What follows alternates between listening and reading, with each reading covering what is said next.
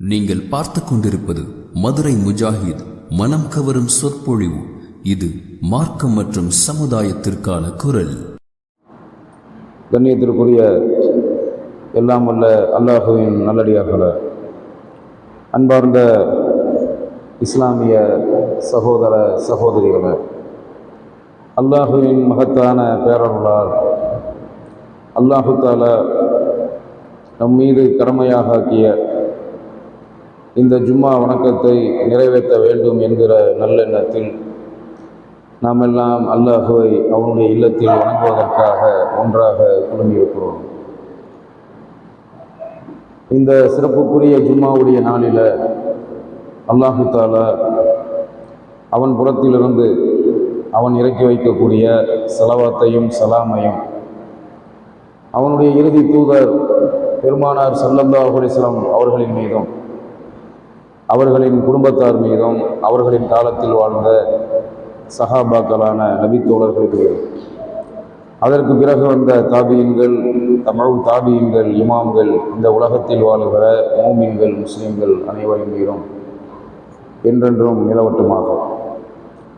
அன்பார்ந்த இஸ்லாமிய சகோதர சகோதரிகளே, அல்லாஹு தஆலா அவன் மறுமையில் மனிதர்களை விசாரிப்பதை பற்றி, மறுமையில் அல்லாஹு தஆலா மரணித்த அனைவரையும் உயிர் கொடுத்து எழுப்புவதை பற்றி அவனுடைய வேதமான அல் குர்ஆனில் நமக்கு மிக பெரும் படிப்பினைகளை அல்லாஹ் குர்ஆனில் சொல்லி காட்டுகிறான். அல்லாஹ் படைத்த ஆதி மனிதரான நபி ஆதம் அலைஹிஸ்ஸலாத்து வஸலாம் அவர்களிலிருந்து இறுதி நபி பெருமானார் ஸல்லல்லாஹு அலைஹி வஸல்லம் அவர்கள் வரைக்கும் இந்த உலகத்திற்கு அல்லாஹ் அனுப்பிய நபிமார்கள் உட்பட அனைத்து மனிதர்களும் அல்லாஹ் படைத்த மூமின்களாக வாழ்ந்து மரணித்திருக்கிற மனிதர்கள், காஃபிர்களாக வாழ்ந்து மரணித்த மனிதர்கள், முஷ்ரிக்குகளாக வாழ்ந்து மரணித்த மனிதர்கள் அனைவரையுமே அல்லாஹு தஆலா மறுமையில் உயிர் கொடுத்து எழுப்பக்கூடியவனாக இருக்கிறான். மறுமையில் அந்த மஹ்ஷர் என்ற ஒரு பெரும் தனி திடலில் அல்லாஹ் நம்மையெல்லாம் உயிர் கொடுத்து எழுப்புவதை பற்றி பலருக்கு பலவிதமான சந்தேகங்கள் இருக்கிறது. நபிகள் நாயகம் ஸல்லல்லாஹு அலைஹி வஸல்லம் அவர்களின் காலத்திலிருந்து இன்று வரைக்கும் இஸ்லாத்தை ஏற்காத, இஸ்லாத்துக்கு விரோதமாக இருக்கக்கூடிய முஷ்ரிக்கான மனிதர்கள், காஃபிரான மனிதர்கள் எல்லோருக்குமே தாங்கள் திரும்ப மரணித்த பிறகு மறுமையில் அல்லாஹ் தங்களை உயிர் கொடுத்து எழுப்புவான் என்பதில் நிறைய சந்தேகங்கள் பெரும்பாலான மக்களுக்கு இருக்கிறது. அல்லாஹுவின் மீது, மறுமையின் மீது ஈமான் கொண்ட மூமின்களுக்கு மட்டும்தான் மறுமையில் அல்லாஹ் நம்மை எழுப்புவான் என்பதில் எந்த விதமான சந்தேகமும் இல்லை. அல்லாஹ்வின் மீது, மறுமையின் மீது யாருக்கு நம்பிக்கை இருக்கிறதோ அவர்கள் இதை உறுதியாக நம்புகிறார்கள். அல்லாஹ் நம்மை மறுமையில் கண்டிப்பாக உயிர் கொடுத்து எழுப்புவான் என்பதை நம்புகிறார்கள். யாருக்கு அல்லாஹ்வின் மீது நம்பிக்கை இல்லையோ, யாருக்கு மறுமையின் மீது நம்பிக்கை இல்லையோ, அவர்கள் அல்லாஹ் மறுமையில் தங்களை எழுப்புவதை நம்பாதவர்களாகத்தான் இன்று வரையிலும் வாழ்ந்து வருகிறார்கள். அப்படி நபிகள் நாயகம் ஸல்லல்லாஹு அலைஹி வஸல்லம் அவர்களின் காலத்தில் வாழ்ந்த, மக்காவில் வாழ்ந்த காஃபிர்கள் அதை மறுத்து அல்லாஹ்வுடைய நபியிடத்தில் கேள்விகளை கேட்டார்கள். அந்த கேள்வி இன்று வரை கேட்கப்படுகிறது. என்ன கேள்வி என்று சொன்னால், இன்றைக்கு முஸ்லிம் சமுதாயத்திலும் கூட யாருடைய உள்ளத்தில் ஈமான் சரியாக இல்லையோ, யாருக்கு இஸ்லாத்தை பற்றிய ஒரு சரியான புரிதல், இஸ்லாத்தை பற்றிய அறிவு, மார்க்க அறிவு இல்லையோ, அவர்களும் கூட மறுமையில் அல்லாஹ் தங்களை எழுப்புவதை சந்தேகப்படக்கூடியவர்களாகத்தான் இருக்கிறார்கள் என்பதை நாம பார்க்க முடிகிறது. அல்லாஹ் தங்களை எப்படி உயிர் கொடுத்து எழுப்புவான் என்பதில் பலவிதமான சந்தேகங்கள் இருக்கிறது. நபி அவர்களிடத்தில் கேட்ட கேள்வி, நாங்கள் மரணித்த பிறகு எங்களை அடக்கம் செய்தால், எங்களை அடக்கம் செய்த பிறகு, நாங்கள் மரணித்த பிறகு, எங்களை கபர்ஸ்தான்ல அடக்கம் செய்த பிறகு, இடுகாட்டில் எங்களை புதைத்த பிறகு, எங்களுடைய சடலங்கள், அதாவது மனிதர்களின் சடலங்கள் எல்லாம் புதைக்கப்பட்ட பிறகு சில நாட்களில அது எலும்புகளாக மாறிவிடுகிறது. அந்த சடலத்தில் இருக்கக்கூடிய தசை தோள்களை எல்லாம் மண்ணு அரித்து விடுகிறது. மண்ணு அரித்த பிறகு அந்த சடலம் எலும்புகளாக மாறிவிடுகிறது. இன்னும் சில நாட்கள் கழித்து, சில மாதங்கள் கழித்து, முதலில் அந்த சடலத்தில் இருக்கக்கூடிய தசைகளையும் தோள்களையும் மண் அரிக்கிறது. இரண்டாவதாக எலும்புகளை மண் அரிக்கிறது. எலும்புகளும் இல்லாமல் போய்விடுகிறது. சடலம் எலும்புகளாக மாறுகிறது, எலும்புகள் மண்ணாக மாறுகிறது, எலும்புகள் எல்லாம் மண்ணோடு மண்ணாக மக்கி போய்விடுகிறது. அப்படி எங்களுடைய எலும்புகள் எல்லாம் மண்ணோடு மண்ணாக மக்கி போன பிறகு எங்களை அல்லாஹ் எப்படி உயிர் கொடுத்து எழுப்புவான், நாங்கள் எவ்வாறு எழுப்பப்படுவோம் என்ற கேள்வி நபி அவர்களிடத்தில், மக்காவில் வாழ்ந்த அந்த காஃபிர்கள் பெருமானார் ஸல்லல்லாஹு அலைஹி வஸல்லம் அவர்களிடத்தில் இந்த கேள்விகளை கேட்டார்கள். இன்றைக்கும் கூட பிற மத மக்கள் இந்த கேள்விகளை கேட்கிறாங்க.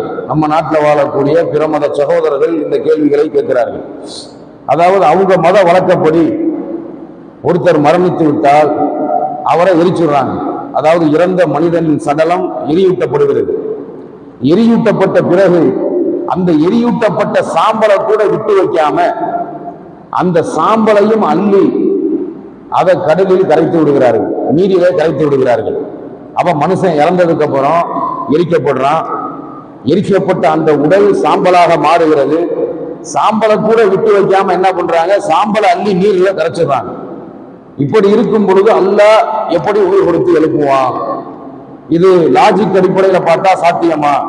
லாஜிக்கு எதிராக இருக்க அப்படிங்கிற மாதிரி கருத்துக்கள் இன்னைக்கும் கேட்கப்படுகிறது. இதற்கு குர்ஆன்லையும் ஹதீஸ்களிலும் ஒரு தெளிவான சரியான பதில் இருக்கிறது, விளக்கம் இருக்கிறது.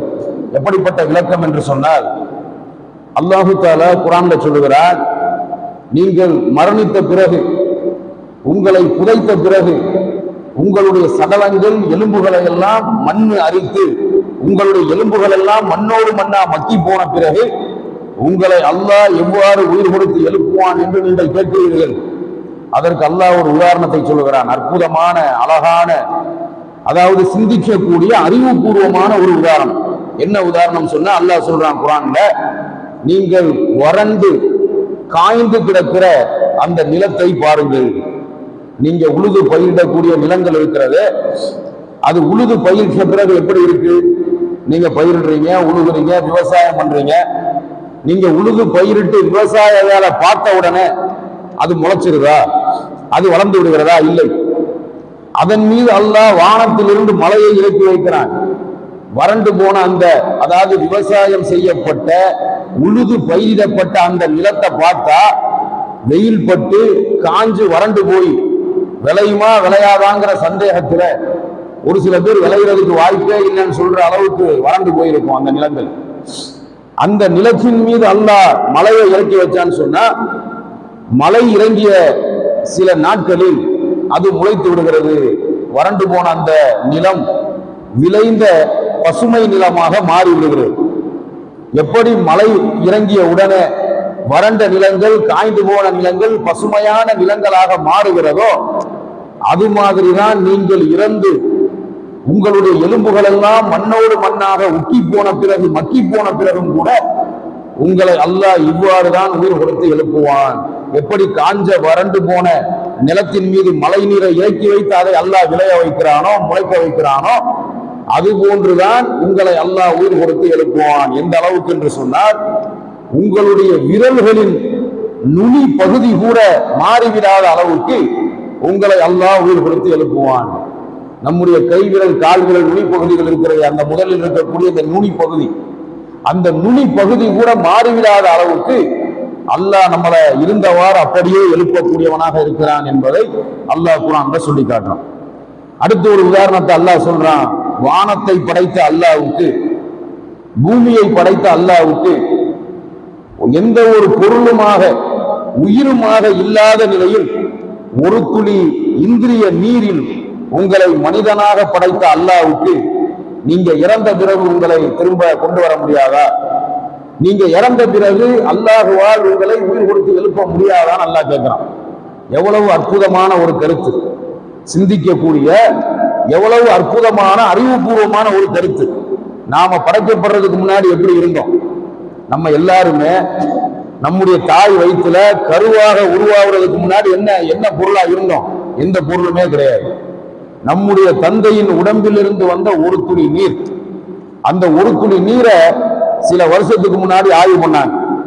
அதாவது மனித உடம்புல இருந்து வெளியேறக்கூடிய அந்த ஸ்பேம் இருக்கிற இந்திரிய துளிகள், அந்த இந்திரிய துளிகள்ல ஒரு துளிக்கும் குறைவான அளவு உள்ள நீர் தான் மனைவியுடைய அந்த மனிதனின் மனைவியின் கர்ப்பப்பையில போய் தங்குது. ஒரு துளிக்கு மேல வார்த்தை கிடையாது. ஒரு டிராப்புங்கிறதா இருக்கிறதுல அற்பமானது. அந்த ஒரு டிராப்புக்கு கீழே தான் என்ன ஆகுதுன்னா அது கர்ப்பப்பையில போய் தங்குது. அந்த ஒரு டிராப்புக்கும் கம்மியா இருக்கக்கூடிய அந்த நீரை எடுத்து ஆய்வு செஞ்சு பார்த்தா அந்த நீருக்கு உயிரே கிடையாது, அதுல எந்த பொருளும் கிடையாது. அப்ப ஒரு துளிக்கும் குறைவான அற்பமான எந்த உயிரும் பொருளும் இல்லாத அந்த ஒரு நீர் சத்து, ஒரு நீர் பெண்ணின் கர்ப்பப்பையில போய் தங்குது. அதை அல்லாஹ் மனுஷனா படைக்கிறான். அப்ப எந்த ஒரு உயிராகவும் எந்த ஒரு பொருளாகவும் இல்லாமல் இருந்த ஒரு துளி நீர்ல உன்னை மனிதனாக படைத்த அல்லாஹ்வுக்கு மிக பிரம்மாண்டமாக வானத்தை படைத்த அல்லாஹ்வுக்கு, வானத்தை அல்லாஹ் எப்படி படைத்திருக்கிறான்? குர்ஆன்ல அல்லாஹ் சொல்றான், வ இல ஸமாஇ கைஃப ருஃபியத், வானம் அது எவ்வாறு உயர்த்தப்பட்டிருக்கிறது என்று அவர்கள் சிந்திக்க வேண்டாமா? அல்லாஹ் கேட்கிறான். வ இலல் ஜிபாலி கைஃப நுஸிபத், மலைகள் இந்த பூமியின் மீது எப்படி நட்டு வைக்கப்பட்டிருக்கிறது என்பதை அவர்கள் சிந்திக்க வேண்டாமா? வ இலல் அருளி கைஃப சுத்திஹத், பூமி ஒரே விரிப்பாக எப்படி விரிக்கப்பட்டிருக்கிறது என்பதையும் அவர்கள் சிந்திக்க வேண்டாமா? வானம் எவ்வாறு உயர்த்தப்பட்டிருக்கிறது, பூமியின் மீது மலைகள் எவ்வாறு நடப்பட்டிருக்கிறது, பூமி எவ்வாறு ஒரே விரிப்பாக விரிக்கப்பட்டிருக்கிறது என்பதையெல்லாம் நீங்கள் சிந்தித்து பாருங்கள் என்று அல்லாஹ் சிந்திக்க சொல்றான்.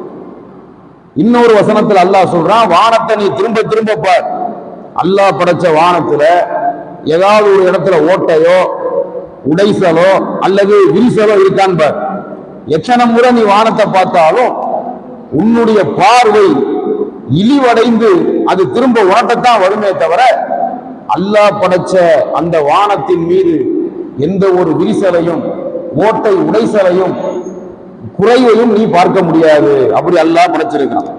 இன்னொரு வசனத்தில் அல்லாஹ் சொல்றான், தாங்கி பிடிப்பதற்கு தூண்களே இல்லாமல் வானத்தை அல்லாஹ் உயர்த்தி இருக்கிறான். வானம்ங்கிறது ஒரு சீலிங். நம்ம வீடு கட்டுறோம், சீலிங் அமைப்பதற்கு சுத்தி வர மதில் சுவர்கள் இருக்க வேண்டும். சுத்தி வர மதில் சுவர்கள் எடுத்தாதான் அந்த சீலிங் நிற்கும். இந்த சீலிங்கை தாங்கி பிடிக்கிறதுக்கு சக்தி வேணும். சக்தி இல்லாம தாங்கி பிடிப்பதற்கு சுத்தி மதில்கள் இல்லாமல் தூண்கள் இல்லாமல் சீலிங் நிற்குமா? நிற்காது. எந்த ஒரு தூணும் இல்லாமல் துரும்பும் இல்லாமல் தாங்கி பிடிப்பதற்கு எதுவுமே இல்லாமல் நமக்கு மேல் சீலிங்காக அல்லாஹ் வானத்தை படைத்திருக்கிறான். அப்படி துல்லியமாக நுட்பமாக வானத்தை படைத்த அல்லாஹ்வுக்கு உன்னை நீ மரணித்த பிறகு உன்னுடைய எலும்புகள் எல்லாம் மண்ணோடு மண்ணா போன பிறகு உன்னை படைக்கிறதுல திரும்ப உயிரோடு கொண்டு வர்றதுல அல்லாஹ்வுக்கு எந்த சிரமமும் இல்லை.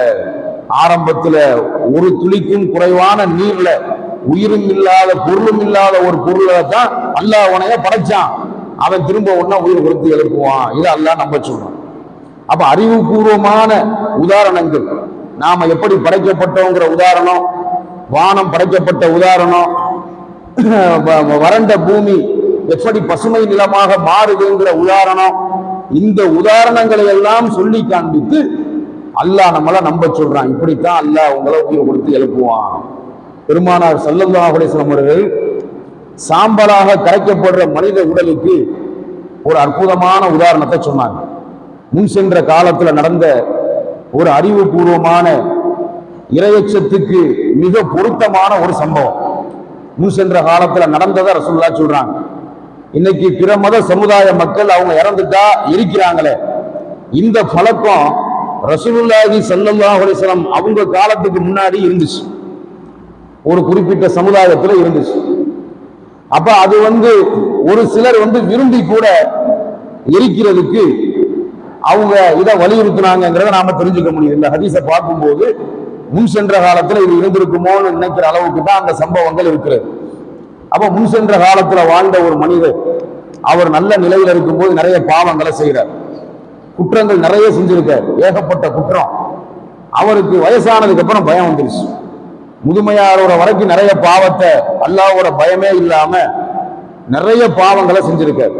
ஷிர்க்க தவிர, இணை வைப்பை தவிர ஏராளமான பாவங்கள் குற்றங்களை செஞ்சிருக்கார். வயசானதுக்கு அப்புறம், வயசு முதுமை அடைஞ்சதுக்கு அப்புறம் செஞ்ச பாவத்தெல்லாம் நினைச்சு கவலைப்படுறார், ரொம்ப ரொம்ப பயப்படுறார். யாருக்கு பயப்படுறாருன்னா அல்லாஹ்வுக்கு பயப்படுறார். எதை நினைச்சு பயப்படுறாரு? நாம நிறைய பாவங்களை செஞ்சுட்டோம், இளமையில வயசுல அல்லாஹ்வோட ஞாபகமே இல்லாம, அல்லாஹ்வை பத்தின கவனம் இல்லாம, அல்லாஹ்வை சிந்தின பயமே இல்லாம நிறைய பாவங்கள் குற்றங்களை நாம செஞ்சுட்டோம். நம்ம செஞ்ச பாவங்கள் குற்றங்கள்லாம் கொஞ்சம் நஞ்சம் இல்லை. நம்ம செஞ்ச ஒவ்வொரு பாவத்துக்கும் அல்லாஹ் நம்மளை தண்டிச்சானா, அல்லாஹ் கொடுக்கிற தண்டனைய கண்டிப்பா நம்மளால அனுபவிக்க முடியாது. அந்த தண்டனை, அல்லாஹ் கொடுக்கிற தண்டனை, அவன் தரக்கூடிய வேதனைய நம்மளால தாங்க முடியாது. நாம மௌத்தா போயிட்டா அல்லாட்ட மாட்டிக்கிறோமே, அல்லாஹ் நம்மளை திரும்ப உயிர் கொடுத்து எழுப்பிடுவானே, அல்லாஹ் எழுப்பாம இருக்கணும்னா என்ன செய்யறது சிந்திக்கிறார். அப்படி சிந்திக்கும் போது அவருக்கு ஒரு யோசனை வருது. என்ன யோசனைனா, நம்மளை புதைச்சாத்தானே அல்லாஹ் திரும்ப எழுப்புவான். நம்மளை எரிச்சு சாம்பலாக்கி, சாம்பலை கொண்டு போய் நீர்ல கலந்துட்டா, ஏன்னா எரிச்ச சாம்பலும் கரைஞ்சிருச்சு, அப்ப அல்லாஹ் எழுப்ப மாட்டானேன்னு இவரா கற்பனை பண்றாரு. இவரா கற்பனை பண்ணி இவருடைய பசங்களை கூப்பிட்டு, இவருடைய மகன்களை கூப்பிட்டு சொல்றாரு, நான் இறந்த பிறகு என்ன புதைச்சிடாதீங்க, என்ன எரிச்சிருங்க, எரிச்சு அந்த சாம்பலை கூட விட்டு வைக்காம அதை எடுத்துட்டு போய் ஏதாவது ஒரு கடல்லையோ ஆத்துலையோ கரைச்சிருங்கிறார். அப்ப தந்தையுடைய ஆசையை பிள்ளைங்க நிறைவேற்றணும், பிள்ளைங்க நிறைவேற்றிட்டாங்க, மூத்தா போயிட்டார். ஆனா அந்த வயசான காலகட்டத்துல தான் செஞ்ச பாவத்தை நினைச்சு அவர் ரொம்ப கவலைப்பட்டிருக்காரு, அல்லாட்ட மன்னிப்பு கேட்டிருக்காரு, அல்லாஹ்வுடைய தண்டனையில சிக்கிறவே கூடாது அப்படிங்கிற ஒரு லட்சியத்திலேயே அவர் மூத்தா போயிட்டார். அவர் இறந்ததுக்கு அப்புறம் அவருடைய சடலத்தை எரிச்சு அதை சாம்பலாக்கி அவர் ஆசையை நிறைவேற்றும் விதமாக அவருடைய பிள்ளைகள், அவருடைய மகன்கள் என்ன பண்றாங்கன்னா, அந்த சாம்பலை எடுத்துக்கிட்டு போய் நீர்ல கரைச்சிடுறாங்க. இவருடைய நிலைமை என்னங்கிறத ரசூலுல்லாஹ் சொல்றாங்க, நீரில் கரைக்கப்பட்ட அந்த சாம்பலில் இருந்து அல்லாஹ் அவரை உயிராக்கி மறுமையில் அவரையும் அல்லாஹ் எழுப்பி விடுவான். இதுதான் உதாரணம். இன்னைக்கு பிற மத சமூகத்துல யாரெல்லாம் எரிக்கப்பட்டு யாருடைய சாம்பல்கள் எல்லாம் நீரிலே கரைக்கப்படுகிறதோ அதுவும் மறுமை நாள்ல எழுப்பப்படும். யாருமே தப்ப முடியாது, எல்லாத்தையும் அல்லாஹ் டோட்டலா எழுப்பிடுவான். ஏன்னா உயிர் அல்லாட்ட தானே இருக்கு. ஒரு இன்னொரு விஷயத்தை நாம சிந்திக்கணும். புதைக்கப்படுறது, எரிக்கப்படுறது, எரிக்கப்பட்ட பிறகு அந்த சாம்பல் கரைக்கப்படுறதெல்லாம் மனுஷன் உடம்பதான். உயிரை யாரும் புதைக்கிற உயிருங்கிறது இருக்கு, அது அல்லாட்ட தான் இருக்கு. நல்ல உயிர் இல்லையுள்ள இருக்கும், கெட்ட உயிர்கள் சிஜ்ஜின்ல இருக்கும். அப்ப எல்லா உயிரும் எல்லா நேரத்திலையும் அல்லாஹ்வுடைய கட்டுப்பாட்டுல தான் இருக்கு. இன்னைக்கு நம்ம எல்லாருடைய உயிரும் யார் கண்ட்ரோல்ல இருக்கு? அல்லாஹ்வோட கண்ட்ரோல்ல இருக்கு. செத்ததுக்கு அப்புறம் நம்ம உயிர் அல்லாஹ்வுடைய கண்ட்ரோல்ல தான் இருக்கு. அப்ப உயிரை எரிக்க முடியுமா? உயிரை புதைக்க முடியுமா? முடியாது. மனுஷன் செத்து போனதுக்கு அப்புறம் அவனுடைய சடலத்தை தான் புதைக்கவோ எரிக்கவோ முடியுமே தவிர அந்த புதைக்கிறதுக்கும் எரிக்கிறதுக்கும் போன அந்த உடம்புல உள்ள உயிருக்கும் எந்த சம்பந்தமும் கிடையாது. உயிர் எல்லாம் அல்லாட்ட தானே இருக்கு. அப்ப அவன் கண்ட்ரோல்ல இருக்கிற உயிரை அவன் எப்படி வேணாலும் கொண்டாந்து நிப்பாட்ட முடியும், எழுப்பி கொண்டாந்து நிக்க வைக்க முடியும். இதுதான் அல்லாஹ்வுடைய அருள், இதுதான் அல்லாஹ்வுடைய ஆற்றல், அல்லாஹ்வுடைய வல்லமை.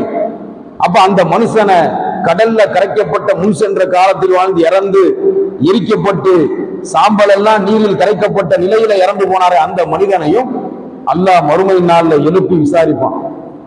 எதனால அவரு எரிக்க சொன்னாருங்கிற எல்லா விவரமும் அல்லாஹ்வுக்கு தெரியும். அவர் உள்ளத்தில் உள்ளதை அல்லாஹ் அறியக்கூடியவனாக இருக்கிறான்.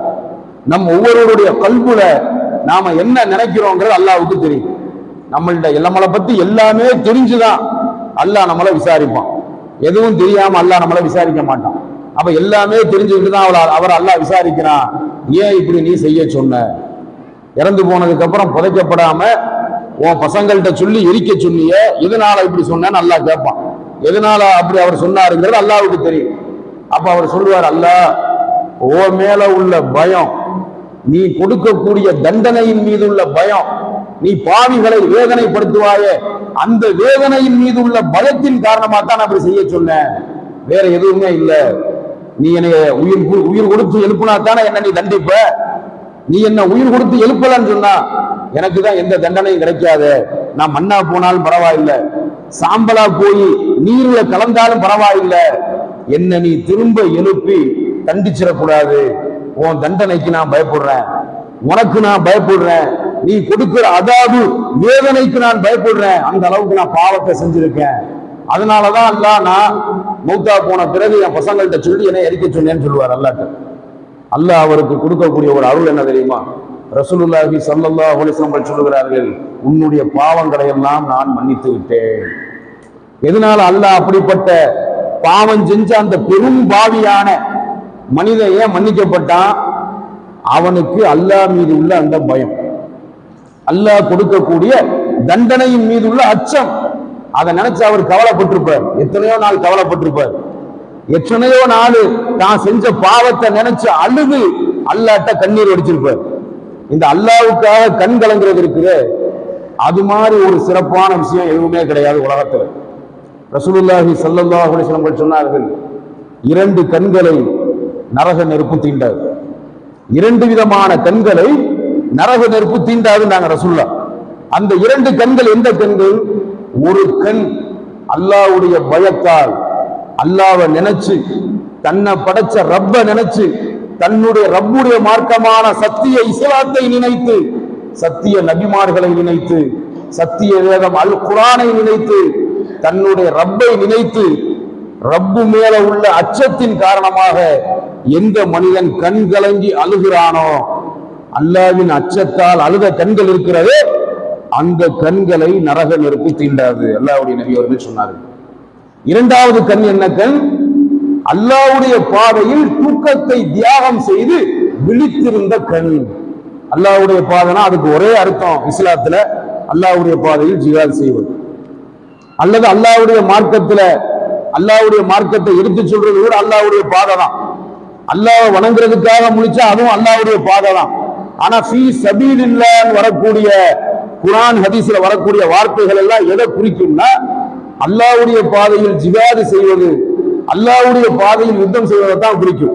அப்படி அல்லாஹ்வுக்காக ஜிஹாத் செய்வதற்கு, யுத்தம் செய்வதற்காக அல்லாஹ்வுடைய பாதையில் தூங்காமல் எந்த கண்கள் விழித்திருந்ததோ அந்த கண்களை நரக நெருப்பு தீண்டாது என்று அல்லாஹ்வுடைய நபி அவர்கள் சொன்னார்கள். அப்ப அந்த மனுஷன் எத்தனையோ நாள் அழுது கண்ணீர் வடிச்சிருப்பாரு, அல்லாஹ்ட்ட மன்னிப்பு கேட்டிருப்பாரு, அல்லாஹ்வை நினைச்சு பயந்து, அல்லாஹ் கொடுக்கிற தண்டனையை நினைச்சு பயந்து இப்படி ஒரு செயலை செய்ய சொன்ன அந்த மனிதனை மறுமையில் அல்லாஹ் மன்னித்து விடுவான் என்று பெருமானார் ஸல்லல்லாஹு அலைஹி வஸல்லம் அவர்கள் சொன்னார்கள். இதுதான் அல்லாஹ்வுடைய கருணை. அப்படி அல்லாஹ் நம் எல்லோரையுமே மறுமை நாளில் உயிர் கொடுத்து எழுப்புவான். நம்மை கடுமையாக அல்லாஹ் விசாரிப்பான். அந்த கடுமையான விசாரணையில இருந்து, அல்லாஹ் கொடுக்கக்கூடிய கடுமையான தண்டனையில இருந்து தப்பித்தவர்கள் யார்? அல்லாஹுவால் பொருந்தி கொள்ளப்பட்ட நல்ல மக்கள். அல்லாஹ்வுடைய விசாரணை எப்படி இருக்கும் என்பதை பற்றி அல்லாஹ் குர்ஆன்ல சொல்லுகிறான். சூரா யாசீன்ல, திருக்குர்ஆன்ல இருக்கக்கூடிய 36வது சூராவில் உள்ள 65வது வசனத்தில் அல்லாஹ் சொல்லுகிறான், அல் யௌம நஹ்திமு அலா அஃப்வாஹிஹிம் வ துகல்லிமுனா ஐதீஹிம் வ தஷ்ஹது அர்ஜுலுஹும் பிமா கானு யக்ஸிபூன். அல்லாஹ் சொல்லுகிறான், அந்த நாளில், அந்த மறுமை நாளில் நாம் அவர்களின் வாய்களுக்கு முத்திரையிட்டு விடுவோம். எல்லா மனிதர்களையும் அல்லாஹ் மறுமை நாள்ல நிக்க வச்சு விசாரிப்பானே, அப்ப எந்த மனுஷன்டையும் அல்லாஹ் வாயில விசாரிக்கவே மாட்டான். ஏன்னா மனிதனுடைய வாய் இருக்கிறது, அவன் மூமினாக இருந்தா கூட இயல்புலையே சந்தர்ப்பம் சூழ்நிலைன்னு வரும்போது, தன்னுடைய சுயநலம்னு வரும்போது, அவன் தக்குவாதாரியா இருந்தா கூட போய் சொல்லிடுவான். அந்த சுயநலங்கிறது எல்லா மனுஷன்ட்டும் இருக்கு. சுயநலங்கிறது மோசமான தன்மை. தன்னுடைய சுயநலன் வந்துட்டா, தன்னுடைய பாதுகாப்பு தனக்குன்னு வந்துட்டா, பொய் பேசாத வாயு கூட சந்தர்ப்ப சூழ்நிலையில பொய் பேசும். இதுதான் யதார்த்தம். இது மனித உளவியல். இது படைச்சவனுக்கு நல்லா தெரியும். அல்லாஹ் நிக்க வச்சு ஒரு மனுஷன் விசாரிச்சு ஏண்டா இப்படிலாம் பண்ணன்னு கேட்டா மறந்துட்டு கூட அல்லாஹ் நான் பண்ணலன்றான். அதனாலதான் அல்லாஹ் சொல்றான், அந்த நாள்ல குற்றவாளிகளான மனிதர்கள் யாரெல்லாம் அல்லாஹ்விடத்திலே விசாரிக்கப்பட இருக்கிறார்களோ அவர்களுடைய வாயுகளுக்கு அல்லாஹ் பூட்டு போட்டு விடுவான். அவர்களின் வாயுகளின் மீது நாம் முத்திரையிட்டு விடுவோம். அவர்கள் சம்பாதித்ததை பற்றி, அவர்கள் செய்து கொண்டிருந்ததை பற்றி அவர்களுடைய கைகள் நம்மிடத்தில் பேசும். அல்லாஹ் சொல்லுகிறார், நம்முடைய 2 கைகள் அல்லாஹ்விடத்திலே பேசும். அவர்களுடைய கால்கள் அவர்களுக்கு எதிராக அல்லாஹ்விடத்தில் சாட்சி சொல்லும். மற்றொரு சூறாவுல மற்றொரு வசனத்தில் அல்லாஹ் சொல்றான், அவர்களுடைய கண்களும் அவர்களுடைய செவிகளும் மறுமையில் அவர்களுக்கு எதிராக சாட்சி சொல்லும். இதுவும் விசாரிக்கப்படும் அல்லாஹ் சொல்றான். இன்னொரு சூறாவில் அல்லாஹ் சொல்றான், அவர்களுடைய தோள்கள், உடம்பில் ஒட்டி கொண்டிருக்கக்கூடிய தோள்கள் இருக்கிறது, நம்முடைய ஸ்கின், நம்முடைய தோல், அது எல்லாமே நமக்கு எதிராக மறுமையில் அல்லாஹ்விடத்திலே சாட்சி சொல்லும். அப்படி தனக்கு எதிராக தன்னுடைய கைகளும் தன்னுடைய கால்களும் தன்னுடைய கண்களும் தன்னுடைய செவிகளும் தன்னுடைய தோள்களும் தனக்கு எதிராக அல்லாஹ்விடத்தில் சாட்சி சொல்லும் போது இந்த மனிதன் தன்னுடைய உறுப்புகளை பார்த்து அல்லாஹ்ட்ட பேசக்கூடிய, அல்லாஹ்ட்ட சாட்சி சொல்லக்கூடிய தன்னுடைய உறுப்புகளை பார்த்து, தன்னுடைய தோள்களை பார்த்து மனிதன் கேட்பான், உலகத்தில் வாழுகிற பொழுது எங்களோடு ஒன்றாக இணைந்திருந்தீர்கள், என் கை அடிபற்ற கூடாதுங்கிறதுக்காக என் கையை எவ்வளவு நான் பாதுகாத்தேன், என் கண்ணை எவ்வளவோ பாதுகாத்தேன், என் ஸ்திரீகளை எவ்வளவோ பாதுகாத்தேன், பார்வை கொஞ்சம் லேசா மங்குனா கூட குறைஞ்சா கூட கண் பார்வை போயிடக்கூடாதுங்கிறதுல மனுஷன் எவ்வளவு கவனம் செலுத்துறான். கேட்கிற சக்தி கொஞ்சம் குறைஞ்சா கூட அந்த கேட்கணும், சரியான முறையில் நம்ம செவிகள் இருக்கணுங்கிறதுக்காக மனுஷன் எவ்வளவு பாடுபடுறான். காலை எவ்வளவு பாதுகாக்கிறான், தோலை எவ்வளவு பாதுகாக்கிறான். மனுஷன் பாதுகாக்கிற உறுப்புடைய வெளி உறுப்பை தான் பாதுகாப்பான். கை அடிபற்றக்கூடாது, கால் அடிபற்றக்கூடாது, முகத்துல ஒரு பருவம் வந்துடக்கூடாது, ஸ்கின் ப்ராப்ளம் வந்துடக்கூடாது, ஸ்கின் டிசீஸ் வந்துடக்கூடாது. இதையெல்லாம் எப்படி எப்படி நம்ம பார்த்து பார்த்து பாதுகாக்கிறோமோ இதெல்லாம் நாளை மறுமை நாள்ல அல்லாஹ் நம்மளை எழுப்பி நிக்க வச்சு விசாரிக்கக்கூடிய அந்த மனுஷர் திடல்ல நமக்கு எதிராக அல்லாஹ்ட்ட வாக்குமூலம் கொடுக்கும், பேசும். இதை பார்த்த மனிதன் கேட்பான், உலகத்தில் எங்களோடு இருந்தீர்களே, உங்களை நாங்க பார்த்து பார்த்து பார்த்தோமே, பாதுகாத்து வச்சிருந்தோமே, எங்களுக்கு எதிராக உங்களை யார் பேச வச்சது, எங்களுக்கு எதிராக ஏன் பேசுறீங்கன்னு சொல்லி மனுஷன் கேட்கும் போது அவன் கேட்கிற அந்த கேள்விக்கு கைகளும் கால்களும் கண்களும் காதுகளும் தோள்களும் அவன் கேட்கிற கேள்விக்கு பதில் சொல்லும். உலகத்தில் யாவற்றையும் பேச வைத்தானே, உலகத்தில் உன்னுடைய வாயை பேச வைத்தானே, அந்த அல்லாஹ் தான் இன்றைக்கு எங்களை பேச வைத்திருக்கிறான். அப்ப அல்லாஹ்வுடைய விசாரணையில இருந்து, அல்லாஹ்வுடைய அந்த கடுமையான விசாரணையில இருந்து எந்த ஒரு மனிதனும் தப்பிக்க முடியாது என்பதை அல்லாஹ் குர்ஆன்ல மிக தெளிவாக சொல்லி காட்டுகிறான். மற்றொரு அத்தியாயமான சூரா கலம்ல உள்ள திருக்குர்ஆன்ல இருக்கக்கூடிய 68வது சூறாவான சூரா கலம், இந்த சூறாவுக்கு கலம் என்று பெயர் வந்ததற்கு காரணம் என்னன்னு சொன்னா, கலம் என்ற வார்த்தைக்கு அர்த்தம் எழுதுகோல் என்று அர்த்தம். அப்ப எழுதுகோலை படைத்ததும் நமக்கு எழுதுவதற்கு கற்றுக் கொடுத்ததும் அல்லாஹ்தான். அந்த எழுதுகோலை பற்றி, எழுதுகோலின் மீது சத்தியம் செய்து இந்த சூறாவினுடைய ஆயத்துக்கள் ஆரம்பிக்கின்ற காரணத்தினால் இந்த சூறாவுக்கு கலம் என்று பெயர் வந்தது. 68வது அத்தியாயத்துக்கு பெயர் சூரா கலம். அந்த கலம் என்ற சூறாவில் உள்ள 68வது சூறாவில் உள்ள 42வது வசனத்தில் அல்லாஹ் சொல்லுகிறான், யௌம யக்ஷஃபு அன் சாக்கி அன் சாக்கி வ யுதுஊன இல சுஜூதி ஃபலா யஸ்ததிஊன். அல்லாஹ் சொல்லுகிறான், கெண்டை காலை விட்டும் திரை அகற்றப்படும் அந்த நாளில், மறுமை நாள்ல கெண்டை காலை விட்டும் திரை அகற்றப்படும் அந்த நாளில் சுஜூது செய்யுமாறு, சஜிதா செய்யுமாறு மக்கள் எல்லாம் அழைக்கப்படும் அந்த நாளில் அவர்கள் உலகத்தில் வாழுகிற பொழுது சஜிதா செய்யாமல் இருந்த காரணத்தினால் அவர்கள் சஜிதாவுக்கு சஜிதா மறுமையில் அல்லாஹ்வுடைய காலின் மீது சுஜூது செய்வதற்கு இயலாமல் இருப்பார்கள். அல்லாஹ் சொல்றான், சுஜூது செய்ய முடியாது. அதற்கு காரணம் என்ன? அடுத்த வசனத்தில் அல்லாஹ் சொல்லுறான், அவர்களுடைய பார்வைகள் கீழ் நோக்கிய நிலையில் இழிவு அவர்களை சூழ்ந்து கொள்ளும். அதாவது இழிவு சூழ்ந்த நிலையில, பார்வைகள் கீழ் நோக்கிய நிலையில, அவர்களுடைய இழிவடைஞ்ச நிலையில நிற்பாங்க. ஒரு ஃபங்க்ஷனுக்கு போகக்கூடிய மனுஷனை, ஒரு ஃபங்க்ஷனுக்கு விருந்தாளி ஒருத்தனை கூப்பிட்டு எல்லாரும் முன்னாடியும் அந்த மனுஷனை அவமானப்படுத்தி அசிங்கப்படுத்தினா அது எப்படி இருக்கும்? அவனுடைய பார்வை எப்படி இருக்கும்? அவனுடைய நிலை எப்படி இருக்கும்? அதான் நிலைமை. கெண்டைக்காலை விட்டு திரை அகற்றப்பட்டு விடும். அல்லாஹ்வுடைய கெண்டைக்கால் வெளிப்படும். சுஜூது செய்வதற்காக மக்கள் அழைக்கப்படுவார்கள். சிலருக்கு அல்லாஹ் அந்த பாக்கியத்தை கொடுப்பான். சிலர் அல்லாஹ்வுடைய காலை பார்த்து அல்லாஹ்வுடைய காலின் மீது சுஜூதுல விழுந்துருவாங்க. சந்தோஷத்தோடு மகிழ்ச்சியோடு சுஜூதுல விழுந்துருவாங்க. சில பேருக்கு சுஜூது செய்ய சஜிதா செய்ய முடியாது. இவர்கள் யார் என்பதை பற்றி அல்லாஹ்வுடைய நபி அவர்கள் சொன்னாங்க, உலகத்துல வாழும் பொழுது யாரெல்லாம் அல்லாஹ்வுக்காக சஜிதா செய்தார்களோ, தொழுகையை சரியான முறையில் நிறைவேற்றி அல்லாஹ் கடமையாக்கின 5 நேர ஃபர்லு தொழுகையும் சுன்னத்தான தொழுகைகளையும் அல்லாஹ்வுக்காக தவறவிடாமல் சரியான முறையில் நிறைவேற்றி அல்லாஹ்வுக்காக யார் சுஜூது செய்தார்களோ அவர்களுக்கு அல்லாஹ் தரக்கூடிய பாக்கியம் தான் இது. அல்லாஹ்வுடைய நபி அவர்கள் சொன்னாங்க, அல்லாஹ் அவன் திரைக்கு அப்புறம் இருந்துதான் மனிதர்கள்ட்ட பேசுவான், விசாரிப்பான். யாருமே அல்லாஹ்வை மறுமையில பார்க்க முடியாது. சொர்க்கவாசிகள் சொர்க்கத்துக்கு போறதுக்கு முன்னாடி மட்டும்தான் அல்லாஹ்வை பார்க்க முடியும். வேற யாருமே பார்க்க முடியாது. எந்த மனிதனும் பார்க்க இயலாத அளவுக்கு அல்லாஹ் ஒரு திரையை அவனுக்கும் மனிதர்களுக்கும் மத்தியில் ஏற்படுத்திடுவான். அப்ப அல்லாஹ் திரைக்குள் இருந்துதான் மனிதர்களை விசாரிப்பான், மனிதர்கள்ட்ட கேள்வி கேட்பான். ரசூலுல்லாஹ் சொல்றாங்க, ஒரு சிலரை தனிமையில் கூட அல்லாஹ் விசாரிப்பான். சில பேர் மக்களோடு மக்கள் மத்தியில் அல்லாஹ் தன்னை விசாரிப்பதை விரும்ப மாட்டாங்க. அவங்கள தனிமையில் அல்லாஹ் விசாரிப்பான். அவங்கள தனிமையில விசாரிச்சு அல்லாஹ் கண்ணியப்படுத்துறதுக்கு என்ன காரணம் தெரியுமா? அவங்கள்ட்ட ஒரு நல்ல பழக்கம் இருக்கும், மனிதர்களுடைய மானத்தோடு விளையாண்டுருக்க மாட்டாங்க.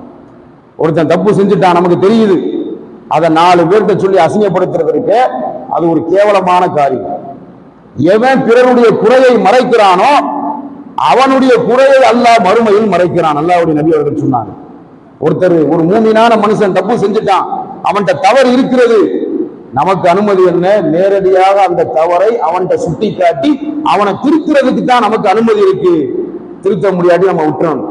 அவன் செஞ்ச தவற 4 பேர்கிட்ட சொல்லி அவனை கலங்கப்படுத்துறது, அசிங்கப்படுத்துறது, அவமானப்படுத்துறது, இந்த செயல்லாம் செஞ்சா நம்ம என்னென்ன பாவங்கள்லாம் செஞ்சிருப்போமோ அதெல்லாம் மறுமையில பெரிய அளவுல வெளிப்பட்டு, நீ அவனை அசிங்கப்படுத்துறது சாதாரணம், அல்லாஹ் அசிங்கப்படுத்தினா அது மாதிரி கேவலம் எதுவுமே கிடையாது. அப்படிப்பட்ட ஒரு கேவலமான நிலை சிலருக்கு ஏற்படும். அந்த கேவலமான நிலையில் இருந்து அல்லாஹ் சிலரை காப்பாற்றி தனிமையில் அல்லாஹ் விசாரிப்பான். அவங்க யாரு? யாருடைய மான மரியாதையோடையும் விளையாண்டிருக்க மாட்டாங்க. மூமின்களுடைய குறைகள் தவறுகளை மறைச்சிருப்பாங்க. மூமின்கள் விஷயத்துல கண்ணியமா மானத்தோடு விளையாடாத அளவுக்கு நடந்திருப்பாங்க. அவங்களுக்கு அல்லாஹ் கொடுக்கக்கூடிய கண்ணியம். அப்படி அல்லாஹ் அவன் போட்டிருக்கிற அந்த முழு திரை இருக்கிறது, அல்லாஹ்வை மறைக்கக்கூடிய திரை, அந்த திரையை விட்டு லேசா திரை அகலும், அல்லாஹ்வுடைய கெண்டைக்கால் வெளிப்படும், அல்லாஹ் தன்னுடைய காலை வெளிப்படுத்துவான். அல்லாஹ்வுடைய நபி அவங்க சொன்னாங்க. அப்ப அறிவிக்கக்கூடிய மலக்கு, அறிவிப்பாளரான மலக்கு அறிவிப்பார், இந்த நாளில், இந்த மறுமை நாளில் அல்லாஹ்வுடைய கெண்டைக்காலை விட்டும் திரை அகற்றப்பட்டு விட்டது, உங்கள் இறைவனின் கால் வெளிப்பட்டிருக்கிறது, மக்கள் எல்லாம் சுஜூது செய்ய வாங்க, அல்லாஹ்வுடைய காலில் விழுந்து அல்லாஹ்வை தொழுது இந்த நாள்ல அல்லாஹ்வுடைய காலில் சுஜூது பண்ண வாங்கன்னு கூப்பிடுவாரு. எல்லாரும் கூட்டம் கூட்டமா சுஜூது செய்ய ஓடுவாங்க. காஃபிர்களை தவிர, முஷ்ரிக்குகளை தவிர மூமின்களா வாழ்ந்த எல்லாருமே கூட்டம் கூட்டமா ஓடுவாங்க. நம்ம ரப்போட கால் வெளிப்பட்டிருக்கு, நம்ம இறைவன் அல்லாஹ்வுடைய கால் தெரியுது, அவன் கால்ல நாம சஜிதால விழுவணும்னு சொல்லி கூட்டம் கூட்டமா எல்லாம் ஓடுவாங்க காலை பார்த்து. சில பேர் காலில் விழுந்துருவாங்க, அவங்களுக்கு அல்லாஹ் அந்த பாக்கியத்தை கொடுப்பான். அவங்க யாரு? அவங்க தான் அல்லாஹ்வுக்காக சரியான முறையில் தொழுகையை நிறைவேற்றி முறையாக சுஜூது செய்தவர்கள். சில பேர் சுஜூத விழுவணும்னு குனியுவாங்க, அவங்களால குனிய முடியாது. அல்லாஹ்வுடைய நபி அவர்கள் சொன்னாங்க, அவர்கள் குனிய முடியாத அளவுக்கு அவர்களுடைய முதுகை அல்லாஹ் தட்டையாக்கி விடுவான். நம்மளுடைய அந்த முதுகு வளைகிற மாதிரி அல்லாஹ் படைச்சிருக்கிறனாலதான் நம்மளால குனிய முடியுது. நம்ம ஸ்பைனல் கார்டை வளைகிற மாதிரி அல்லாஹ் படைச்சு வச்சிருக்க, அதான் நம்ம குனிகிறோம். குனிய முடியாத அளவுக்கு நம்முடைய குறுக்கெலும்புகளை, முதுகெலும்புகளை அல்லாஹ் நிமித்திட்டான்னு சொன்னா நம்மனால குனிய முடியுமா? முடியாது. குனிய முடியாத அளவுக்கு அவர்களின் எலும்புகளை அல்லாஹ் நிமிர்த்தி விடுவான். குனிய முடியாம அப்படியே வேதனையில இழிவடைஞ்ச நிலையில கேவலமா நிற்பாங்க. அவங்க எல்லாம் அல்லாஹ்வுக்காக சுஜூது செய்யாதவங்க. சுஜூதுல விழுகிறவங்க யாரு? அல்லாஹ்வுக்காக துனியாவுல வாழும் போது சுஜூது செஞ்சவங்க. அவங்களுக்கு தான் இந்த பாக்கியம் கிடைக்கும் என்று பெருமானார் ஸல்லல்லாஹு அலைஹி வஸல்லம் அவர்கள் இதை நமக்கு படிப்பினையாக சொன்னார்கள். அல்லாஹ்வும் குர்ஆன்ல சொல்றான், பார்வைகள், அவர்களுடைய பார்வைகள் கீழ் நோக்கியவாக இருக்கும் நிலையில் இழிவு அவர்களை மூடிக்கொள்ளும். அவர்களோ உலகத்தில் திடமாக இருந்த பொழுது அல்லாஹ்வுக்காக சுஜூது செய்யுமாறு அழைக்கப்பட்டுக் கொண்டிருந்தார்கள். அல்லாஹ்வுக்கு சஜிதா பண்ணுங்க, தொழுவுங்கன்னு சொல்லி எவ்வளவோ எடுத்து சொல்லப்பட்டும் அதை பத்தி கவலைப்படாம, தொழாம, சஜிதா பண்ணாம அலட்சியமா இருந்தாங்க. அவங்களுக்கு எல்லாம் இதான் நிலைமை. இன்னைக்கு முஸ்லிம் சமுதாயத்துல யாரெல்லாம் தொழுகையை அலட்சியப்படுத்துறாங்களோ, இசா வரைக்கும் பள்ளிவாசல் இருந்துட்டு இசா தொழுகிற நேரத்துல பள்ளிவாசலை விட்டு போறது, மகரிபு நேரத்துல வீட்டுல இருந்துகிட்டு மகரிபு தொழுவ வராம பள்ளிவாசலுக்கு வராம வீட்டுக்குள்ள இருக்கிறது, ஃபஜ்ர்ல நல்லா தூங்கிக்கிட்டு பள்ளிக்கு எந்திரிச்சு வராம தூங்குறது, இவங்க எல்லாம் அல்லாஹ்வை பயந்துக்கிறோம். அல்லாஹ்வை இவங்க எல்லாம் பயந்துக்கிறணும். தொழுகை நாளைக்கு மறுமையில கடுமையா அல்லாஹ்ட்ட விசாரிக்கப்படும். ரசூலுல்லாஹ் சொன்னாங்க, தொழுகையை பத்தி தான் ஒரு மூமின்ட்ட அல்லாஹ் முதலாவதாக விசாரிப்பான். அந்த விசாரணைக்கு இந்த மூமின் வெற்றி அடைஞ்சிட்டான்னு சொன்னா, சரியான பதிலை சொல்லி தப்பிச்சுட்டான்னு சொன்னா, அடுத்தடுத்த விசாரணைகள் எல்லாம் இலகுவாக இருக்கும் என்று சொன்னார்கள். அப்படி தொழுகையை அலட்சியப்படுத்தினவன், சஜிதா செய்யறதை அலட்சியப்படுத்தினவன், தொழுகையை அலட்சியமா கருதியவர்கள் எல்லாம் மறுமையில் அல்லாஹ்வுடைய கால்களை, அந்த அற்புதமான அல்லாஹ்வுடைய கால்களை பார்க்க முடியாது, அதில் விழுந்து சுஜூது செய்ய முடியாது. அல்லாஹ்வின் கால்களை பார்த்து அவனுடைய கால்களின் மீது சுஜூது செய்யக்கூடிய பாக்கியம் இந்த உலகத்தில் சுஜூத தவற விடாம, சஜிதா செய்யறதை அலட்சியப்படுத்தாம இருந்தாங்களே, அவங்களுக்கு மட்டும்தான் இந்த பாக்கியம் கிடைக்கும் என்பதை அல்லாஹு தஆலா அவனுடைய வேதமான அல் குர்ஆன்ல நமக்கு படிப்பினையாக சொல்லி காட்டுகிறான். அப்படிப்பட்ட ஒரு பாக்கியத்தை மறுமை நாளில் அல்லாஹ்வுடைய அந்த இரண்டு திருக்கால்களையும் பார்த்து அந்த கால்களின் மீது சுஜூது செய்யக்கூடிய ஒரு பாக்கியத்தை நம் எல்லோருக்கும் அல்லாஹ் தந்தருள வேண்டும் என்று துஆ செய்தவனாக, கடுமையான விசாரணையிலிருந்து மஹ்ஷர் மைதானத்தில் அந்த மறுமையில் அல்லாஹ் நம்மை காப்பாற்ற வேண்டும் என்று துஆ செய்தவனாக என்னுடைய முதல் உரையை முடித்துக் கொள்கிறேன். வாஹிரு தாவானா அல்ஹம்துலில்லாஹி ரப்பில் ஆலமீன்.